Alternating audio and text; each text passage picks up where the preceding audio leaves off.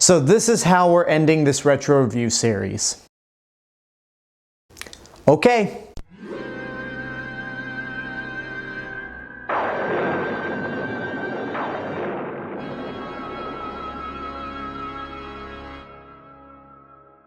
Hey everyone, it's Alexander Robinson. Welcome to the channel, and this is my retro review for The Creature Walks Among Us, which came out in 1956, is the last movie of the Creature from the Black Lagoon trilogy and the final film of Universal's classic monster run. Taking place soon after Revenge of the Creature, the Gill-Man has survived the events of the last movie, and a different group of scientists are going out into the Florida Everglades to try to find him. They find the Gill-Man, but in the middle of trying to capture him, the Gill-Man is burned severely, so the scientists take him aboard their research ship, basically bandage him up, and soon realize that the Gill-Man has developed lungs and is now adaptable to land. Hence the title of the movie, The Creature Walks Among Us. So here we are. At long last, I've reached the end of another retro review series. This one has gone on far longer than I had hoped it would, and it sucks that this is the last movie in this series that I have to review. Much like Revenge of the Creature, this movie feels cheap, this movie is uninspired, and is the living embodiment of those terrible, cheap 1950s science fiction movies. However, unlike Revenge of the Creature, this movie has very little redeeming value to it. And it's frustrating because the idea of this movie, where the Gill-Man is adapting to land, is a pretty intriguing one. This is a monster that has mainly lived in the water and can only survive for a few minutes on land. What happens when it develops lungs and can evolve to live on land? What kind of horrors would come out of this scenario? It's a really cool idea that the movie unfortunately does not even attempt to take advantage of. Like some of the other Universal monster movies, this has a very short runtime, an hour and 19 minutes, and it's more than halfway through the movie where we actually get into the idea that the Gill-Man has developed lungs. A lot of the movie is actually set up to the Gill-Man's encounter, which is actually a pretty decent set piece. It takes place at night. The Gill-Man has destroyed a lot of the crew's searchlights to try to find him. There's a decent level of atmosphere, and that might be the best sequence in the entire movie. That and the film's big underwater sequence, which may not have been made for 3D because this is the only Creature from the Black Lagoon movie not made in 3D, but it still looks impressive nonetheless. Before that, however, we're stuck with these very boring, very unlikable and uninteresting characters. More than the characters in Revenge of the Creature, I dislike everyone in this movie. Jeff Morrow is the main lead, and he is awful in this movie in terms of him as a character because he's verbally abusive to his wife, and he's overly jealous when one of his colleagues starts making the moves on his wife, who actually starts to take affection to his colleague. Like, he's just a terrible character, but also a terrible actor in this movie. But I would say that this is more of an issue with the way Jack Morrow is directed, not so much him as an actor, because nobody in this movie is good. Everyone has a lack of energy or enthusiasm in their performances, and they all speak with the same monotone, deadpan voice that just makes them come across as boring. But even though I don't blame Jeff Morrow for his bad performance, I do have to single him out because he was in The Giant Claw the next year, which is arguably one of the worst movies ever made. I don't think it is, but it is certainly more incompetent than this one.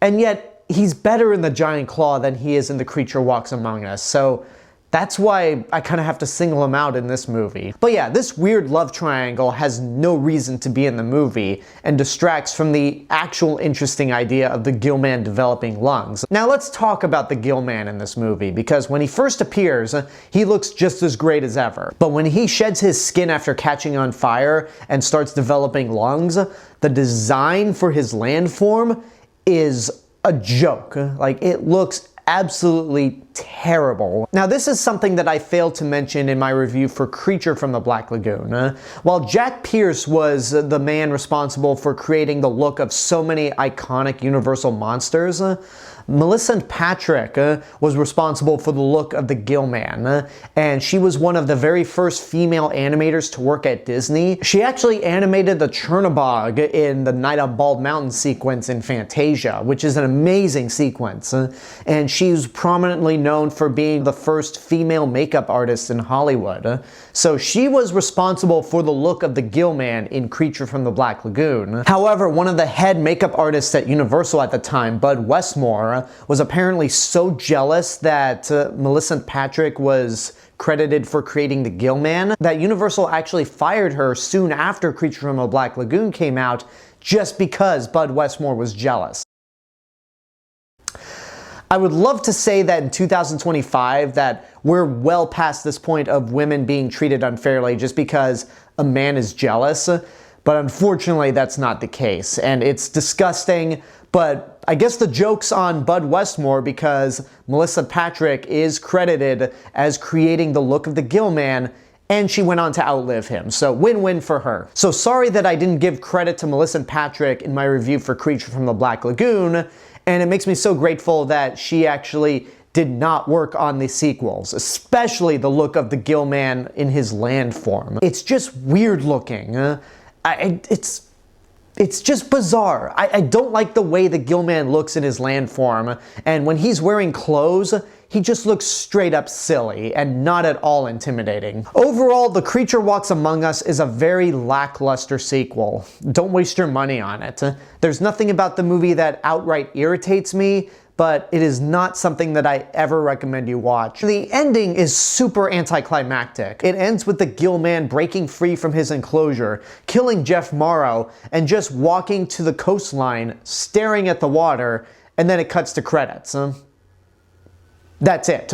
So yeah, I would not recommend this movie at all. I think it's best to just imagine Creature from the Black Lagoon as a standalone movie, because while it may not be perfect, it's an iconic film nonetheless, whereas the sequels, especially this one, are just completely skippable. And there you go, that's my review for The Creature Walks Among Us. I hope you enjoyed it, and thank you guys so much for watching my retro review series for the classic Universal monster movies. Looking at all the views that these reviews have gotten, I realize that there are some movies that you guys are more interested in than others, like Bride of Frankenstein, Son of Frankenstein, Dracula, the two Lon Chaney silent era films, The Wolfman, and then there's some that you just don't really show that much interest in, which is fine. I mainly wanted to do this entire retro review series for myself because I wanted to review all the Universal monsters and I wanted to watch all of them as well. But from this point on, I don't think I'm going to be tackling this many movies